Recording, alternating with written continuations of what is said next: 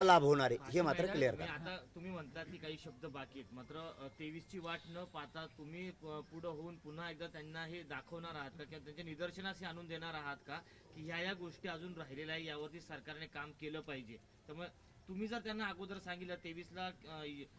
आंदोलन करण्याची वेळ येणार नाही, देतो बाबा उद्या तुमच्या म्हणणार जाऊन दे एकदा, आता सगळं त्यांचंच ऐकलं लय बारे एकदा तुमचा, आता मी उद्या सकाळी किंवा आज संध्याकाळी जमलं तर सांगतो फोन करून, ते घेऊन टाका लगेच मी।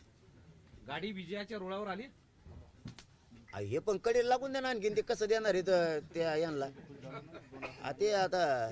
ते रोळावर लागायच्या नादात मग ते असं व्हायचा कार्यक्रम इथून मग असं झालं विजय जवळ आली घोलकणी, त्यामुळे आता नको बरं आहे। स्टेशनवर यायचं मी म्हणत नाही, माझा प्रश्न असा आहे की विजयाच्या रुळावर आलेली आहे का गाडी? आता मस्त आमचे टायर मागचे वळवळ करते, तुम्हाला काय सांगा गिर टाकून ठेवलेत आम्ही, पण थांबा ना बाबा, काय त्यांनी 1-2 लाईनी क्लिअर केल्यात, ते कसं देणार आहे ते एकदा अटी त्यांनी केल्या म्हणजे ताण नाही तर मग मात्र मी प्रामाणिकपणानं सांगतो 24 ला मला आंदोलन पुकारवायचं लागणार आहे, त्यांनी जर भिजत घेऊन ठेवलं मात्र प्रामाणिकपणा आणि खरं ते बोललेत, मराठ्यांना बोलल्याप्रमाणे आरक्षण मिळणार, 100% मिळणार, याच्यात काही शंका नाही, पण त्यांनी फक्त एवढं सुटसुटीत करावं, कारण त्याच्यावरच आपली प्रेस बराच वेळ चालली की ज्याची नोंद सापडली त्याच्या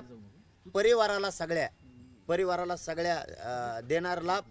आणि त्याचे जे सगळे सोयरे रक्ताचे नातेवाईक त्याला देण्यासाठी काय निकष हे स्पष्ट करा। आणि तिसरी गोष्ट, ज्याला नोंद ज्याची सापडली त्याला तर लाभ सुरू झालायच, पण त्याच्या नातेवाईकाला किती दिवसापासून सुरू करणार आहेत? आम्हाला 24 आता जिती नाही पाहिजे।